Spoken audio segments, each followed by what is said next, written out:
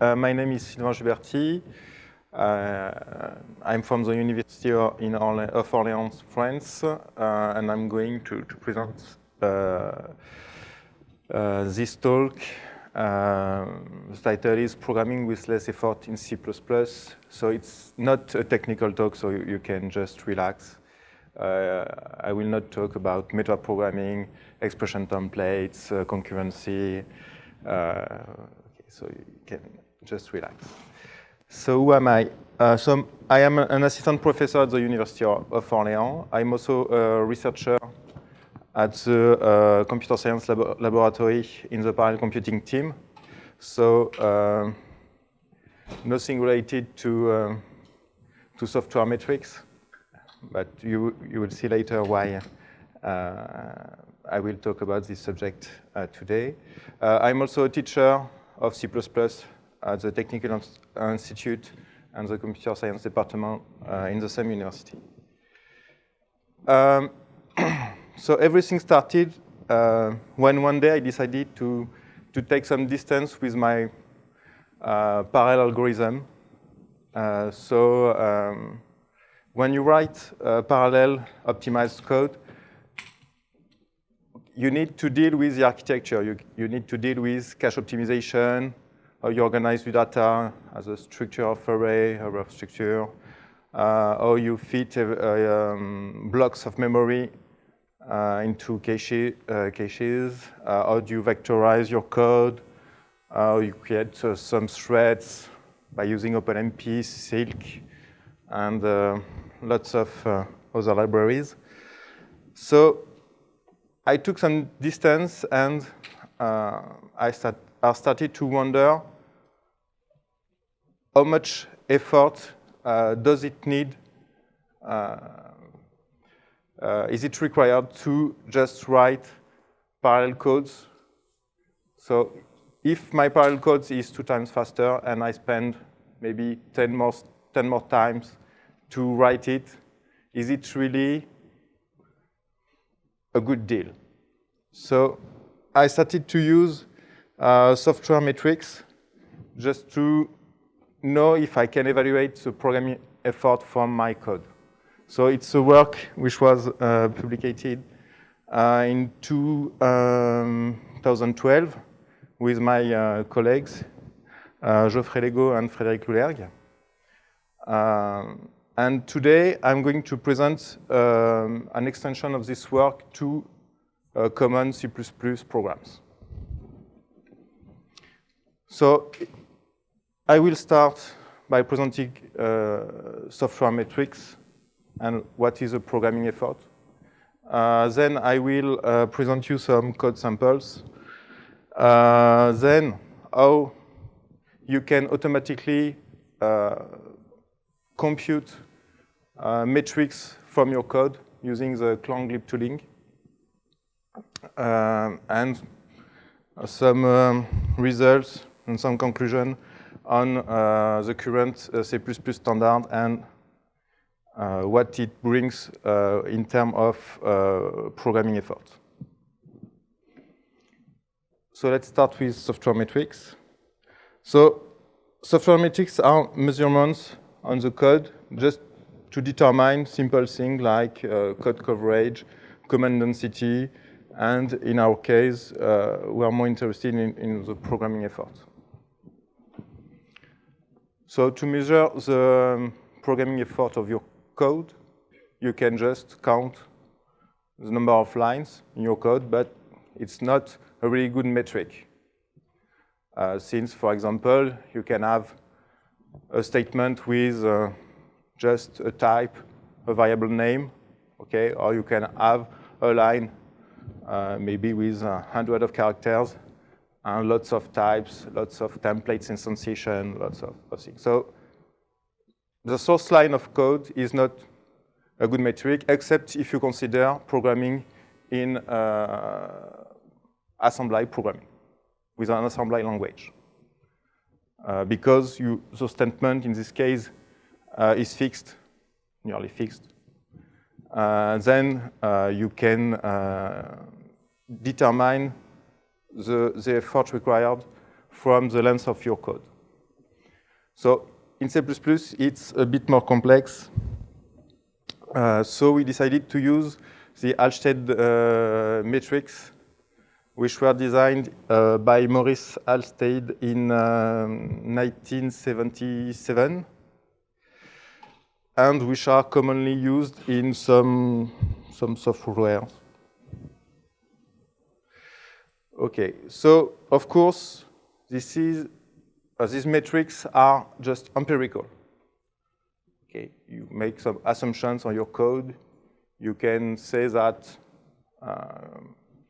creating a type or declaring a variable has a certain cost, and you just have to count the tokens in your code.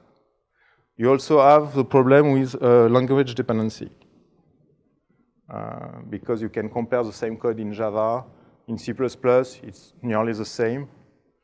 But if you use something like Prolog or something like Camel or other programming language, it's difficult to compare two identical programs in two different languages. So the Halstead metrics are based on measurement theory, and Halstead designed these metrics to be independent of the underlying language. So he stated that the code can be viewed as a composition of operators and operands. From the number of operands and operators in your code, you can count them. You can determine the number of distinct operators, the number of distinct operands, and you can obtain some measures. So on the bottom of this slide, you have the Halstead metrics. So you have the program length. You can determine from the sum of the number of operators and operands. Seems straightforward. You have the program vocabulary,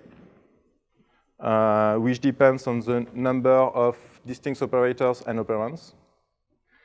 You have the volume of your code, which depends on the program length, but also on the program vocabulary. So here you have a log, which is quite difficult to explain. In fact, you can view the code as a music part. So you can just increase the length of the part by using the same symbols. But you cannot increase, you have a fixed size for the number of symbols available. So the volume of code just increase more in length than in vocabulary.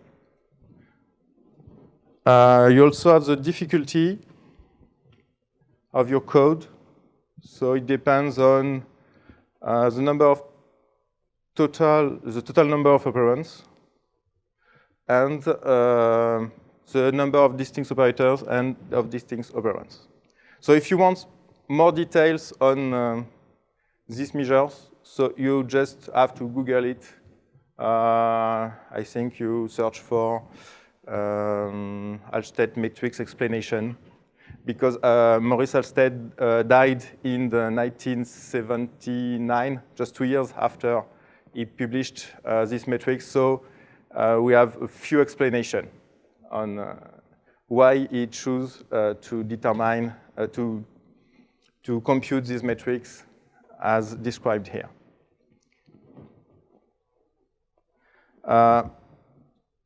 The most important metric here is the effort. You can compute the effort from the difficulty and the volume of our code. This is a measure which seems to be the most important and which is related to the time you will spend to write your algorithm.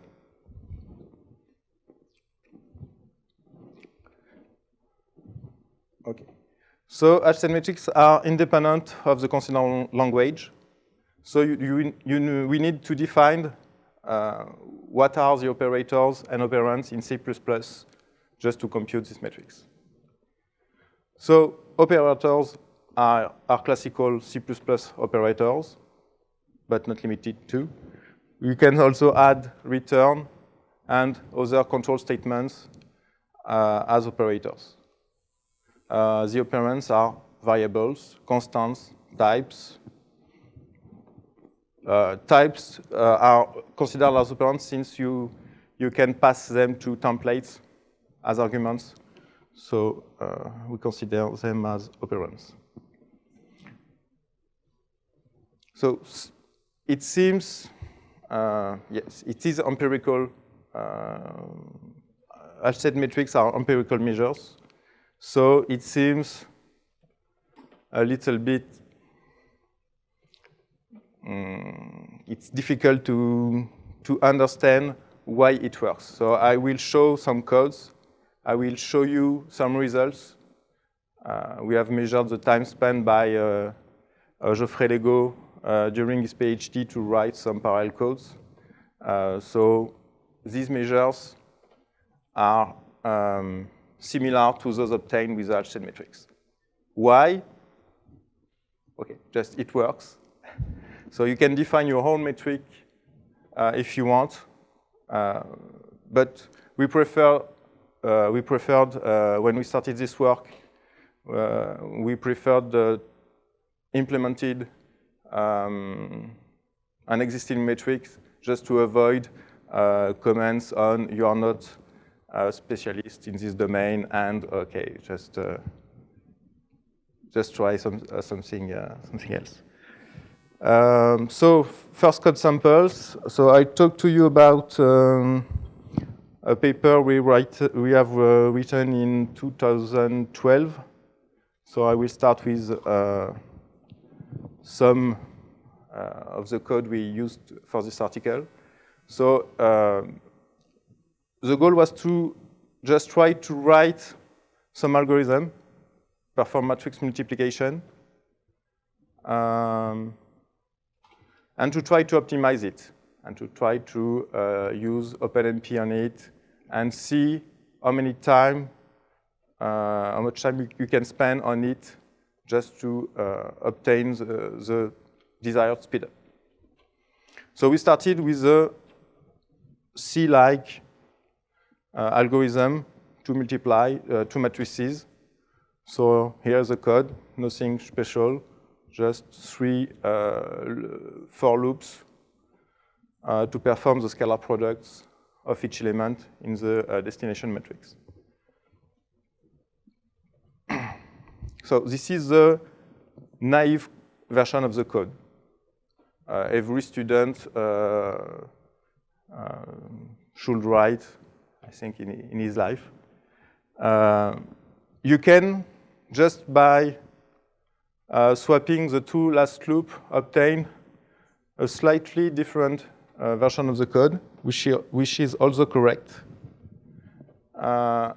which consists in just performing a multiplication of the scalar product for each element of the first row, then starting over the first row and adding the second element of the scalar product, and so on. So this version is similar. So you will have the same effort. It requires the same effort to write this code, but it's faster.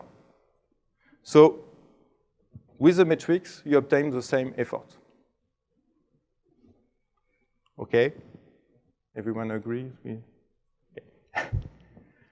You obtain the same effort, but you have maybe 30, you have a speed up of,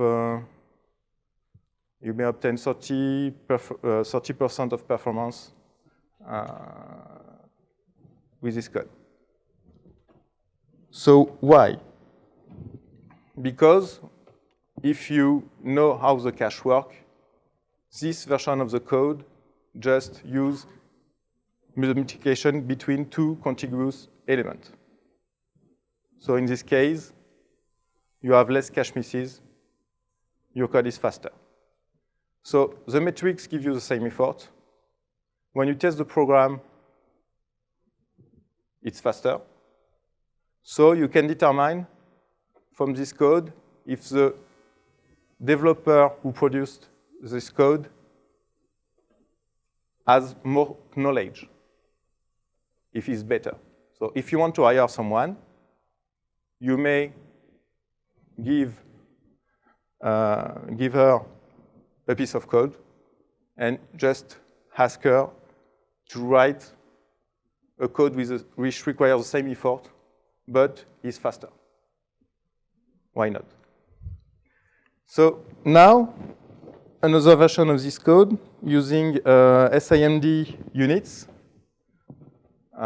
So it's a little bit more complex. You need to deal with intrinsics everywhere just to load a contiguous block of memory from memory into SIMD registers and perform operations.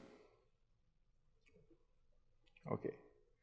If you prefer to use OpenMP, you just have to take the second code here and just add the pragma on it. So you have different possibilities. So now to summarize, for each version, we compute the effort of the code and we measure the speed up. So if you take the sequential algorithm, okay, you have an effort of 9,000. If you optimize slightly the code, just by adding, this version is not shown here, just by adding some temporaries, just to accumulate scalar products into a register instead of placing the value in memory each time, you have an effort of 12,000. Or if you use the SIMD code, it requires an effort of more than 700,000. So you notice here that it's nearly 100 times the time required to write the sequential program. But you can expect only a speed up of 4.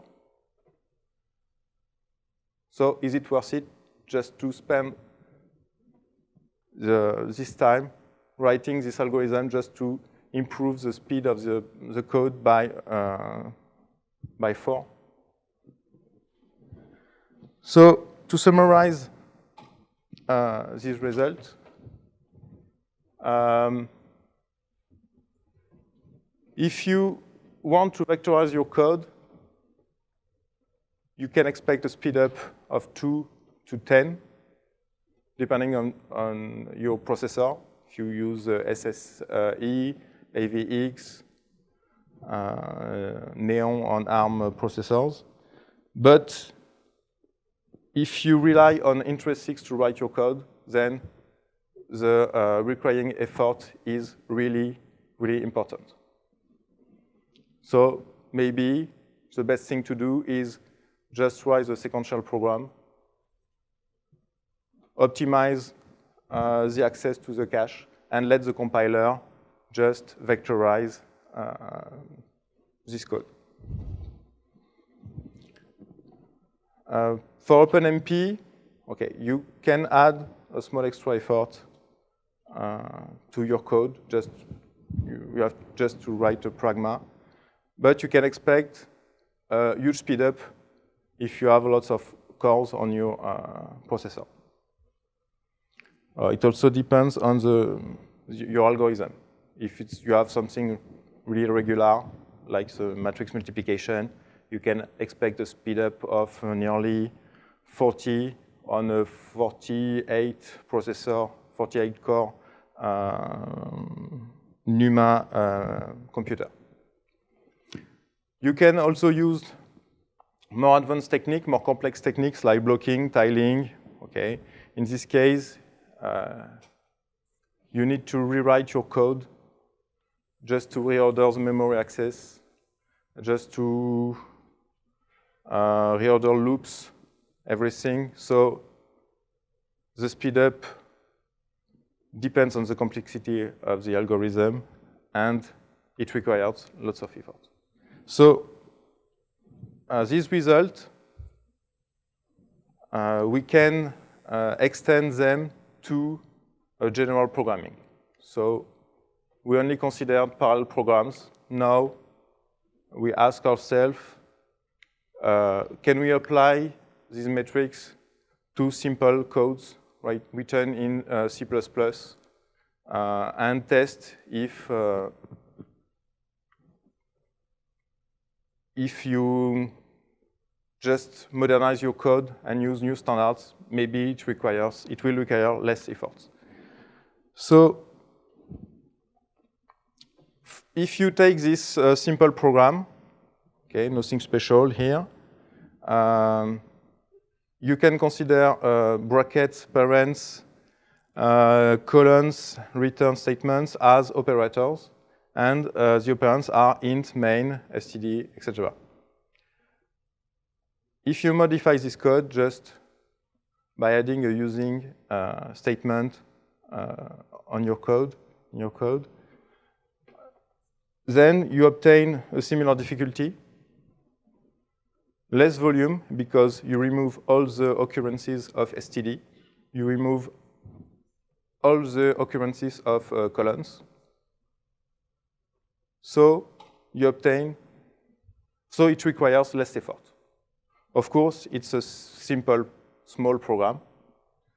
But if you just use cout or some other members of the std namespace, then the effort will be reduced more. If you use new C++ 11 features like auto, you can see immediately that the effort required to program this, the second version, is less than the first one. So it's obvious, but you have a way to measure it.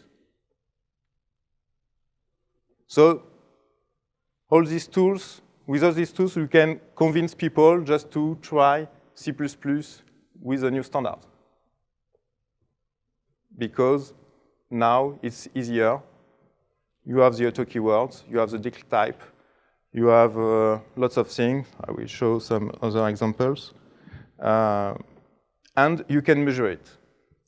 So if your client comes to you and just asks yourself to use old C++, you can tell him that, okay, it can be faster to use new standards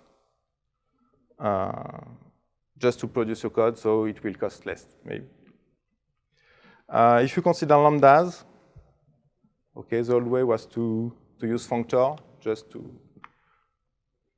use functors into STL algorithms, for example.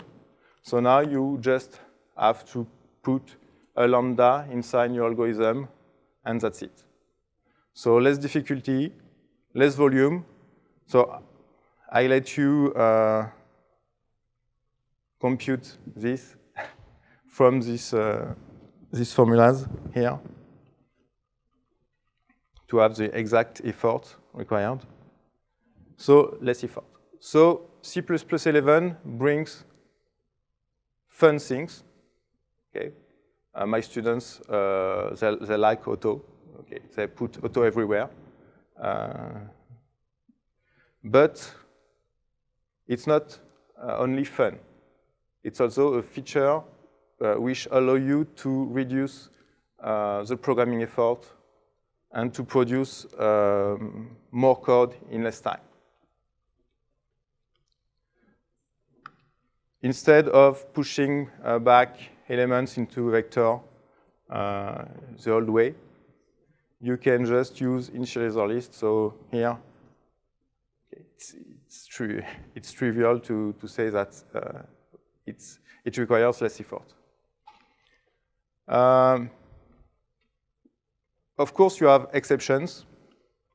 If you consider move semantics, it's something really difficult, for example, for students, just to integrate into their code. Why? Because it adds code to your existing code. It cannot remove some code. You need to add some code just to integrate the move semantics inside your code. So it means it requires more effort, but maybe more performance. So it's a feature which is really specific and which does not allow to reduce the programming effort. Of course, most of the people and the students and some of my colleagues just do not want to hear about move semantics because it's too complex for them just to understand and to modify their existing codes. So in C++11, you have lots of new features which helps you producing codes faster. So you have range-based loop. You have varying templates. I think you can consider the BoostMPL library. Just look into the sources. Just see the number of macros you need just to have a fixed number of possibilities. Now with variadic templates, you can rewrite this code just with some variadic templates. So it removes a lot of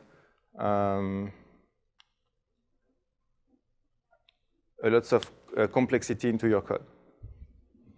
You also have threads into the new standards. So you don't have to use pthreads anymore. So you remove pointer, void pointers, and so on. You also have futures and lots of new features.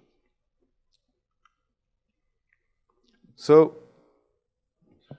now I will present you how to compute this matrix on your code using the Clang lib2ling library.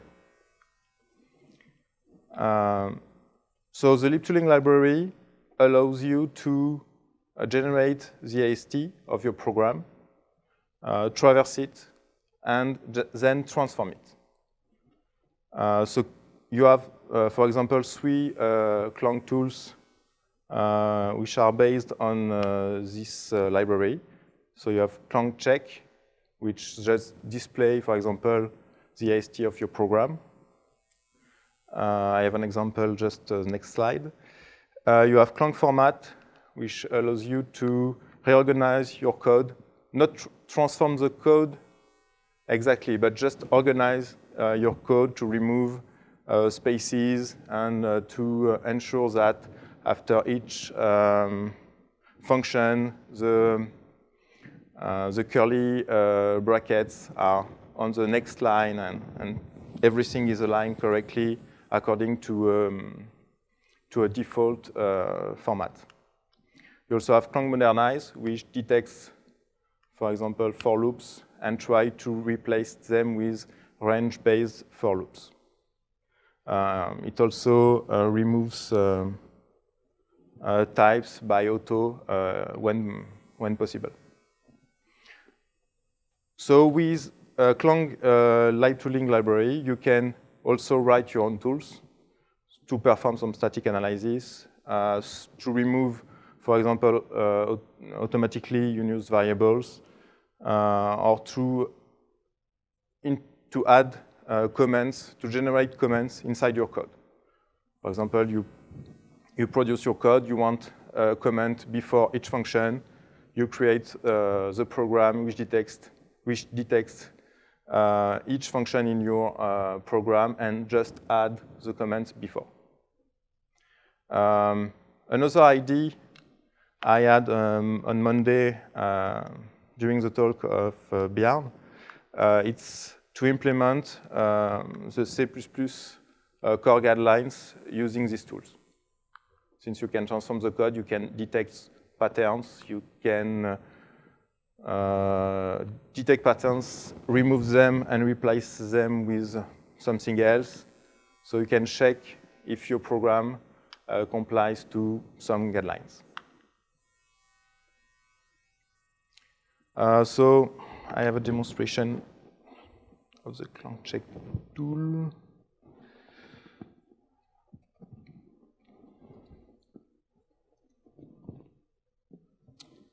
Okay. So it's really simple to use. Okay.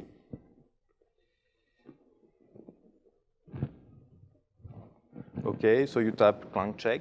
Okay, you just need to install Clang tools. I think it's the name of the package on Debian Ubuntu systems. Okay, you want to dump the IST, so you have this parameter. Then you provide your file, and after the dashes at the end of the line, you can, for example, add some flags if your program is C++11 compliant.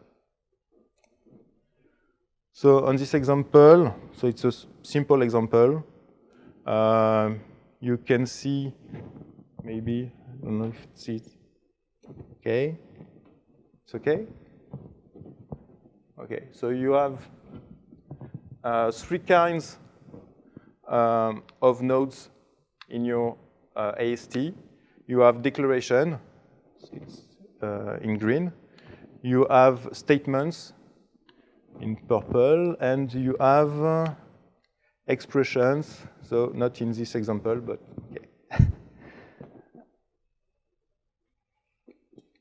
Maybe another one.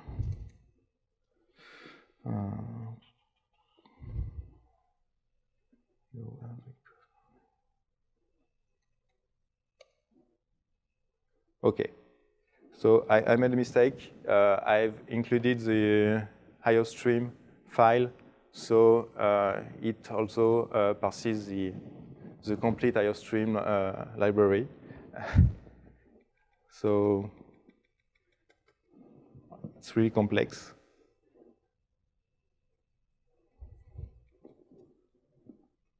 Okay.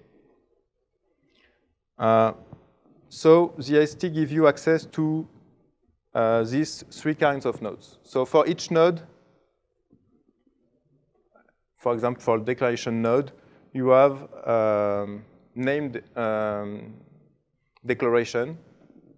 If you have a name, if you have a name associated to your declaration, if you have a value, it sees a value declaration, which inherits from name declaration, and so on.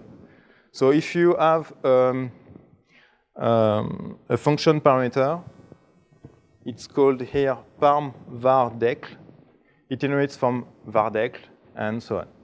So you have a hierarchy of types, which is complex, and I will show you that sometimes you have problems using all these types just to cast things. So the lim tooling library is a bit complex to just manipulate. So when you want to use the lim tooling library, the main thing you have to do is to write an AST visitor, which inherits from a recursive AST visitor. So you can recognize here the curiously recurring template pattern. And you have to declare for each declaration, statement, expression you want to visit, or if you want to perform some transformation on it, you just have to declare a visit function associated with the type. So if I want to just display every declaration in my code, I just have to override the visit decl function. Okay, it takes the declaration as a parameter, and then I call the dump method of the declaration just to print the information about the name, the type, and so on of the declaration. Then I return true just to continue to traverse the tree. If I return false, then it stops traversing descendants, and you cannot have more information on this type. So I've developed with Adam Ferreira the metrics calculator tool, which is based on the library, on this library. So the first version was developed by Adam, but a few weeks ago I realized that we did not use the libtooling library as it is intended to be. So I'm writing a second version, which is still highly experimental, of the library, and this tool is available on GitHub. So I can show you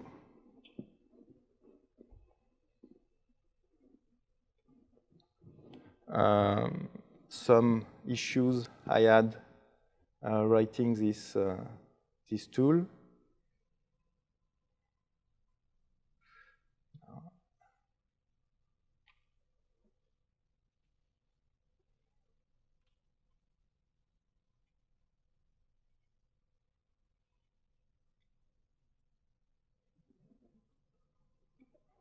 Okay. So as I said earlier, if you include an HTTP file inside your current CPP file, then the preprocessor just includes it in it. So if you don't want to consider this file, just the CPP file, you need to detect if the current declaration is in the main file or not. So it's not really well documented, so I found the solution on some websites here. So it was the first issue. You also have several issues because of the hierarchy of types. So for example, when I started to create the calculator for C++ record deck, C++ record deck are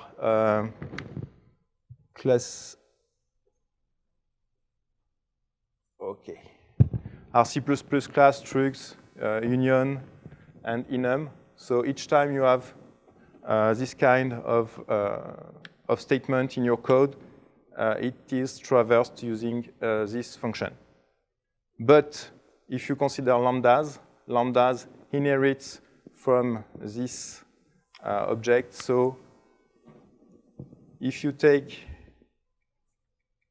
this code and if you do not test if the record is actually a lambda, then you will ask for the name of the class, for example. And in the case of a lambda, you will have a segfault. So it's sometimes difficult just to know exactly how you traverse a tree.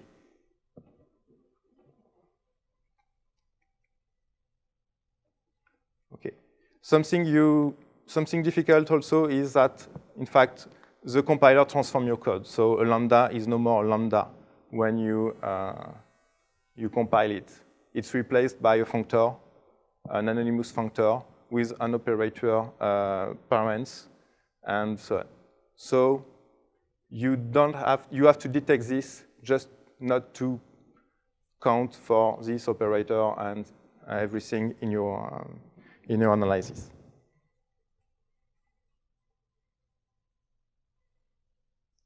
Okay. So as you can see, you have visit C++ method dec for methods, C++ constructor dec for constructors, and so on. So for example, if I want to detect and to add the explicit keyword to my analysis as an operand. I just use the method isExplicit just to determine if the constructor is actually explicit.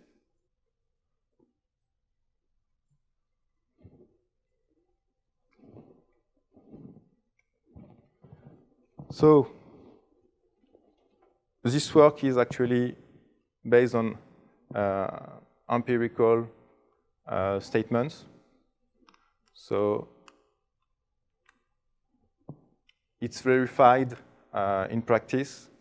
So if you compute the effort of two different parallel codes, for example, and you have a ratio of 10 between the two codes, then in practice, it's verified that it's around 10 times faster to write one code than the other. So measuring effort ratio between codes seems relevant. But it does not take into account the experience of the user. So if you need to learn the library before using it, this time is not taken into account. Most of the C++11 functionalities help reducing the programming effort. Okay, so it's a good news, and I hope it will continue to progress in this direction with the new standards. But if you consider adding new keywords, new annotations in the code, like I saw in talks this week, you automatically increase the complexity of your language. Not only the complexity, not only the programming effort, but also the learning effort of your language. So maybe sometimes we need to remove something or to simplify things.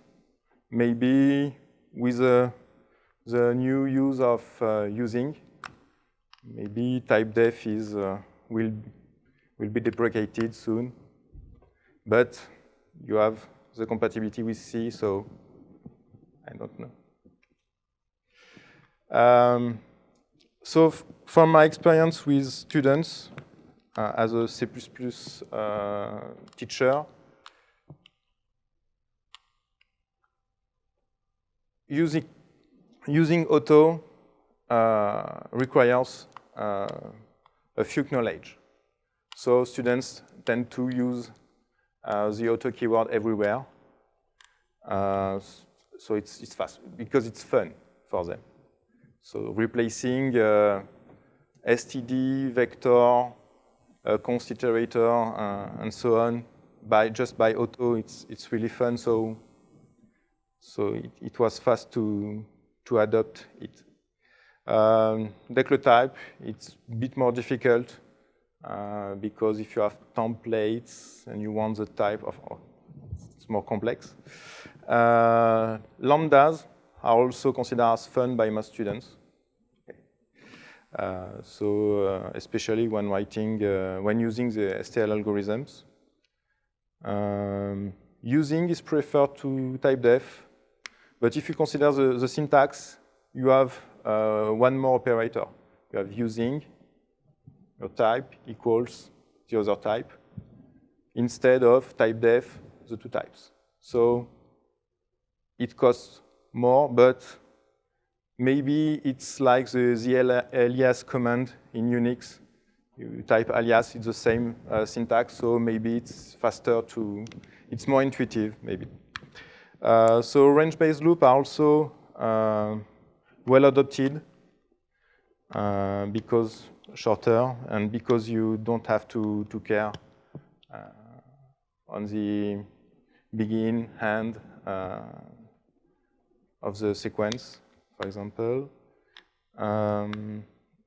But mixing all these keywords is still difficult. You have const-exp also, you have auto, you have declare type, you can mix it with template parameters. You can, okay, it becomes complex just to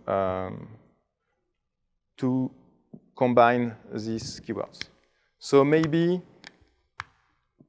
if I have to design another matrix, maybe I will consider multiplying the cost when such keywords are combined. Okay, so move semantics is especially difficult just to teach. So it's difficult to understand for students. And it costs a little bit more than the other keywords. Okay, some feedback on Clang, on the libtooling library. So it's a powerful tool.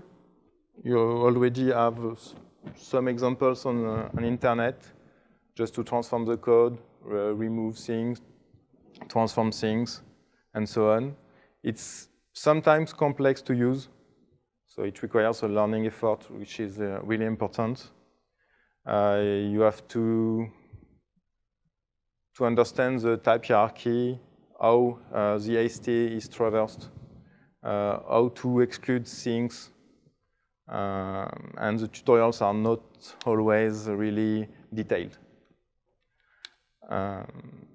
Another thing is that when you obtain the AST, the compiler just already has done some job on it. So, for example, if you write class B inherits from A, so you do not write private A, but in the AST you will find private, because it's implicit when you write it, but it's explicit in the AST. So maybe you need sometimes to combine the lexer just to verify the presence of the token in the code and in the AST, and compare them. If it's in the AST and not in the code, then it's implicit, so no more effort. You will not add something to you. You will not add an operand or an operator to your matrix.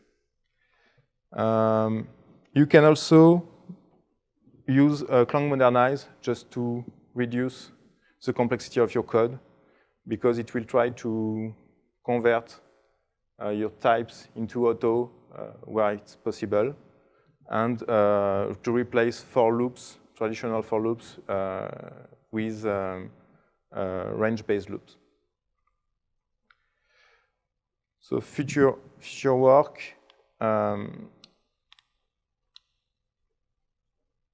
I use a lot of expression templates in my code just to transform the code for adding parallel pragmas, OpenMP pragma to my code automatically. So the user just write map a function on my vector, and it will automatically transform the code into an OpenMP code. So what I would like to measure is the ratio between the code the user write and the code produced by the compiler. It's just to measure the power. I don't know exactly the term to describe it. So the power of your template, of your expression template engine. Also, in the AST, you have Clang offer to you different ASTs. So you have the standard AST, and you can also traverse template instantiation. So this, you can verify with this mechanism, with this AST, that you can count the number of times your template is instantiated, and so measure the power of the reusability of your template. Another simple thing to do is to take into account the length of variables, because if you write int a Okay, it's short, but if you write int, something very long, it costs something just to maintain your code. It's more complex. It's longer to read, so it requires you more effort. Another idea is to evaluate my students accordingly to these metrics. So I ask them to give me a code, and then I can compare their code and see which one requires less effort and produce, for example, the best performance. Just to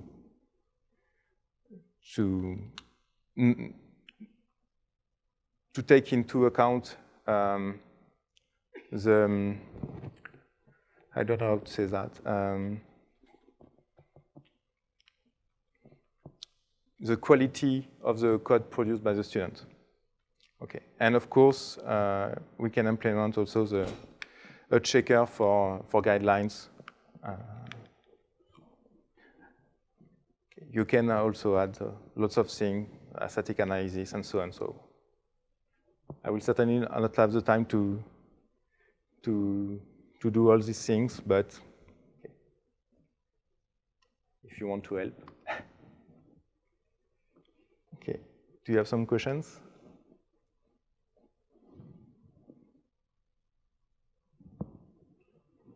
Yes?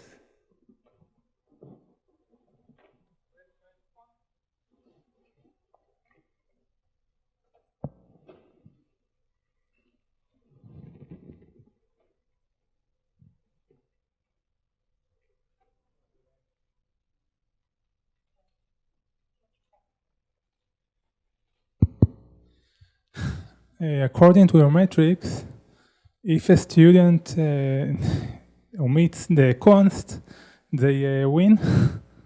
Yes. I mean, if a student is able to produce and also static casts. Oh, static they cast. Do a C cast. What do you mean by static? Instead of static casts, they do regular casts. Okay.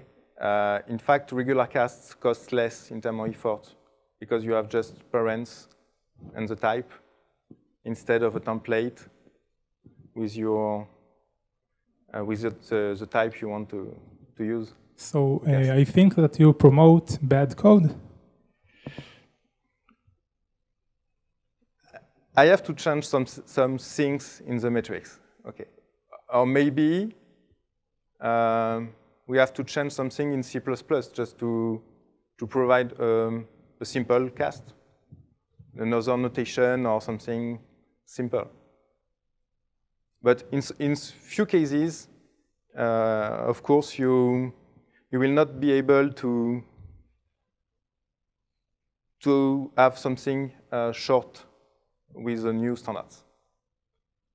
For example, using it adds the equal operator. So okay, you have one operator, so it increases your big N, so it increases your effort. So of course, if you use static cast on each line of your code, okay, I will promote bad code. But if you only have few static casts in the code, it's not it does not add a huge effort to your code. Thank you. Oh, okay. I also never said that the Halstead metrics are perfect. So there are metrics, there are drawbacks. So I feel that the metrics here are optimizing for effort of writing. Is that or accurate? I feel like you could produce quicker to write code that's less comprehensible. Less comprehensible? Yeah. So to pick an example from your slides, using namespace std at the start of the file reduce the number of times you've referenced that piece of vocabulary and the namespace operator. but it means that you have to comprehend the whole file to understand the piece you're looking at. So Yes. if you have, for example, for whatever reason, multiple string implementations, you don't know which string you've got at the place you're reading it. When you're writing it, you know. Yes. So I feel this is the criticism of Perl, is that it's a write-only language, and Yes. I think this will give you the same emphasis of like if you're playing the numbers, you'll get write-only code. I think you can solve this just by adding a switch in your development environment. So imagine you write everything explicitly, std, colons, and so on. And then you can imagine in your environment just to press somewhere, and just it removes or add everything automatically. Why not? I think there might be that's an IDE solution to what might be a readable problem. I can't do that on a printout. I was thinking more maybe perhaps weighting keywords or weighting the what do you call them, operators. Yes, weighting of operators might help this, because there are some operators which are more expensive mentally, Yes. even though they are quicker to use. Using is probably one I would highlight as being aliasing. Aliasing pointers is bad. Actually, aliasing things in code can also be bad, because it can make it harder to follow if you're not careful with it. That was just some thoughts. I'm interested to have a look at this, because it could be quite interesting to evaluate cost of adding new features to an existing code base, is where I'm interested in it. So, and thank you for that. It's an interesting presentation. Thank you.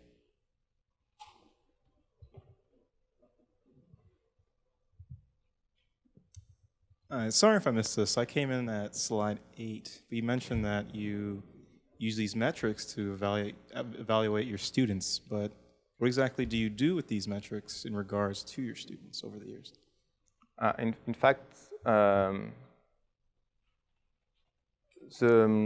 the common way to evaluate students is to just verify that the code works. Okay, but you do not verify the quality of the code. So maybe this metrics or some kind of metrics is useful just to verify the quality of this code. Or maybe also the code you produce to your clients. Because you don't want, for example, too long statements, too long variable names. So maybe it's useful to evaluate not only the result of your code, but also the way you write it. It's kind of quality, I don't know. So did the students get this feedback after you've produced these metrics? I did not try yet. Okay. So in fact, the code was produced with my students, so Adam, during his internship in my lab. So it was in June, July, so I will try this next year. Oh, in fact, also we are moving from C++ to Java in my. Okay. So but you can also apply these metrics to other languages. So it's obvious that if you want to solve a Sudoku, you will use Prolog or a language like that, because it's domain specific, and in a few lines you can have your answer. In C++, if you want to write a solver, it's a little bit more complex.